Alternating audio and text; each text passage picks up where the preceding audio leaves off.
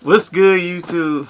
This your boy J Diggy coming at y'all with another reaction. And today we gonna be watching some Fat Boy stuff, some Fat Boy ish. You know, binging with Babish. Shout out to my boy Babish. You know, I be like I'm hip to his videos, but I'm not like hip.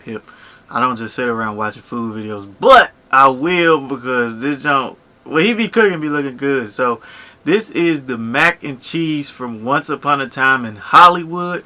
Go ahead, hit that thumbs up, that like button, and subscribe for your boy. I greatly, definitely appreciate that.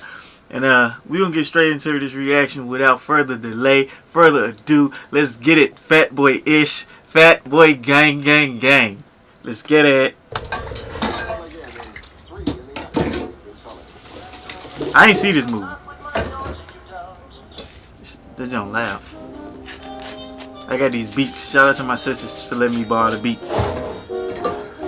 This is mad loud, son. How you turn beats down? I'm slow. Ah.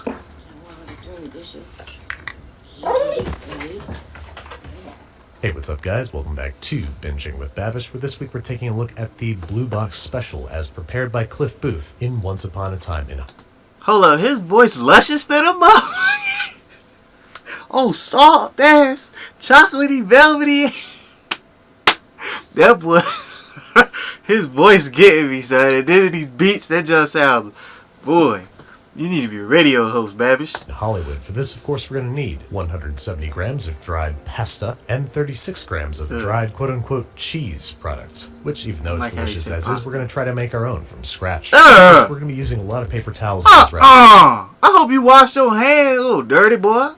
So it's fitting that this episode is sponsored by Bounty Paper Towels. As you probably know, if you've ever used them, Bounty picks up spills quicker than the leading Ordinary brand. So it would come in handy if you ever had to, for example, clean out your squalid but somehow sexy dog food and cigarette butt-filled trailer/bachelor pad, where this week's titular meal is being whipped up. I'm just going to read the directions off the side of the box here.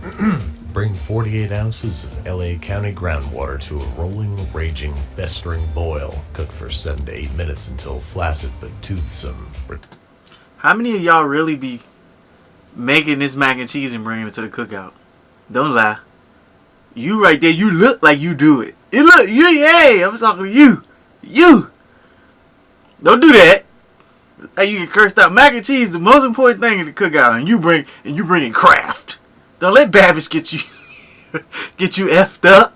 Return to the pot along with granules. Do not add milk. Oh, God. Do not add butter. Scrape your spoon against the sides of the stainless saucepan and revel in what you've come to call sustenance. Wow, the directions have really changed since I was a kid. So hopefully I don't have to tell you what this tastes like. It's Blue Box. It's the same radioactive recipe that's been keeping bleary-eyed college students alive since the 30s. And sure, I love it, but I think we can do a little better. First, with a variety of cheese powders, all widely available on Amazon.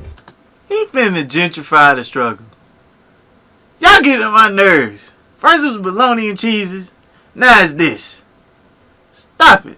Just stop it. I'm also very excited about this butter powder and this buttermilk powder because they'll hopefully compensate for not adding any butter or milk. So let's formulate us a master cheese blend. The Blue Box packet comes out to 36 grams worth of cheese product, so I'm going to try to match that but with a variety of cheeses. 21 grams of powdered cheddar, 5 grams of blue cheese powder, and 10 grams of Parmesan cheese powder. I'm also going to add about 5 grams of buttermilk powder and about 20 grams of butter powder. This, when mixed with just a little bit of leftover water from cooking the pasta, a lot of powder. Stand-in for the missing milk and butter. There you have it, our bespoke cheese powder mix, which while still tasting pretty artificial, tastes a hell of a lot more like cheese than the stuff in the wash your hands. Likewise, we're looking at 170 grams of pasta. I'm going with the same amount by weight of some dried elbow pasta. Bring your water to a steady 212 degrees Fahrenheit and then add the pasta, ironically, for only 5 minutes. So if you were to make a big batch of cheese powder, this would actually be faster to make than Blue Box. Not that that matters even a little bit. So to the nearly dry pasta, there's probably a quarter cup worth of pasta water in there. We're going to add our cheese powder, and just like Cliff Booth, mix it thoroughly with a wooden spoon until it resembles mac and cheese. And I gotta say, I like it. It's got that processed electric orange cheese flavor that you want, but it tastes a little bit more like real cheese, and a little bit less bitter than Blue Box. But can we make an instant version of this dish that tastes and looks like real mac and cheese? For that, we turn to the dehydrator, where I have a selection of cheeses that have been dehydrated dehydrating at 120 degrees Fahrenheit for about 12 hours. A process which, as you can see, hasn't been... He got cheese icicles. Boy, I'm on you. What is this? And kind to all of them, like this sharp The hell cheddar. is a and that dehydrator, this blue y'all? cheese hasn't really worked at all, but worked very well with the cheeses I was most excited about, including shredded Parmesan and Gruyere, but also some deli sliced white and yellow. Blue cheese smell like toes. They smell like stripper pantyhose. Like, ugh. I hate, ugh. American cheese to give structure and creaminess to our eventual sauce. And while the cheddar is pretty deformed, it's still going to work fine. Just got to get it off the drying rack and out onto some paper towels set in a rimmed baking sheet. What are you Then finna I'm gonna crush place it? another layer of paper towels on top and Product sandwich placement. it all between two baking sheets, pressing firmly and evenly to absorb as much of You the should've oil smashed expelled it by with the the cheese hammer. during the drying process as possible. Then we're going to toss the cheese in the freezer for 30 minutes to get it as brittle as possible before placing it into a food processor and blitzing. Then we're You know it probably would have been lit. I'm sorry I keep pausing it, but I just thought of Doritos. Like nacho cheese Doritos. And then he put the Jones in a blender. Say what you want, that joint to hit. let this I go don't for care. about 3 minutes, only to find that our food processor does not have the horsepower to pulverize this cheese into a powder. For that, as it turns out, we're going to need a high-powered blender. So, in other words, skip the food processor altogether and just dump it right into a blender. Blast it on high speed for about a minute until it is en fine powder. And there you go, some homemade dehydrated cheddar cheese powder made from real cheese. Or The only Doritos. glaring difference between this and the stuff out of the packet is that this is not shelf stable, but with the help of a That's food-grade cocaine. desiccant, it should last in the fridge for 3 to 5 months, I think. Don't quote me on that. The only way to make a truly shelf-stable cheese product is to freeze-dry your cheese. But home freeze dryers start at about $2,000, so it'd be crazy for me to order one, right? Anyway, it'll be here in about 2 weeks. In the meantime, we have to assemble our master mac and cheese powder. I'm going with equal parts cheddar, yellow American, and Gruyere, and then about half a part Parmesan. This combination is should give us bougie. a nice balance of texture and flavor, but it still needs a few things, namely a fat pinch of kosher salt, along with a tablespoon of buttermilk powder and 2 tablespoons of butter powder. Then, just to make sure that it forms a nice smooth cheese sauce, I'm going to pass it through a fine mesh sieve to get rid of any large lumps and clumps. I got one of And there those. you have it, homemade cheese powder made entirely from scratch Yes, I and from could. real cheese. But the only thing we could do to make this more gourmet would be to make pasta from scratch, but that'd be crazy, right? Anyway, He we want finna to make do the it. right kind of pasta dough for extrusion. That is a very dry, almost crumbly. I ain't never seen somebody make pasta. That's great. Like, what you put on? Like a baking sheet? I guess we finna find out the... dough. sorry. So in the bowl of the stand mixer, I'm tiny Duh. whisking together 300 grams of all-purpose flour and 5 grams of kosher salt. Then I'm cracking 1 large egg in there, which should weigh about 50 grams, along with 80 grams of water and 10 grams of olive oil. What we're looking for here is a dough that just barely comes together. It's going to look way too dry at first, but as the flour hydrates, you should be able to press it together to form a cohesive ball of dough that breaks apart with little effort. Just like any other pasta dough, we're going to press this Some of y'all mashed potatoes be looking like that.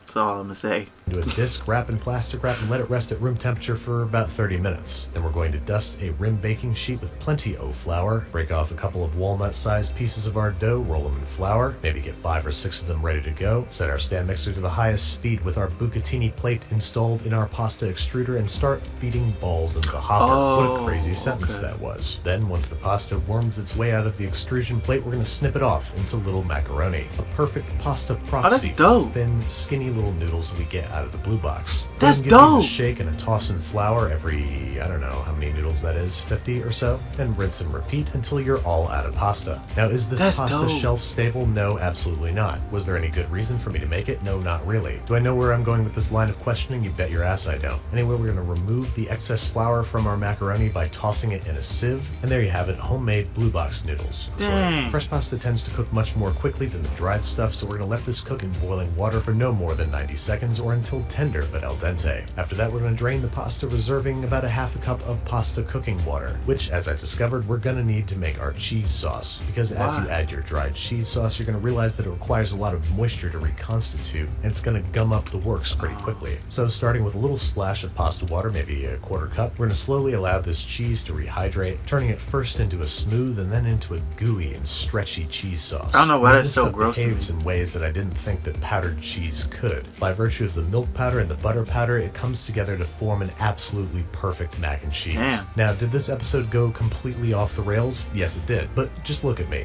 Look at how excited I am. In this bowl of cheesy, steamy, gooey, stretchy macaroni and cheese, I have found triumph. I was truly surprised and delighted with how this mac and cheese came out. It's not just a member of the Clean Plate Club. I count it among my finest achievements. Okay, maybe that's not true, but it's really, really good and almost, very nearly, worth the effort.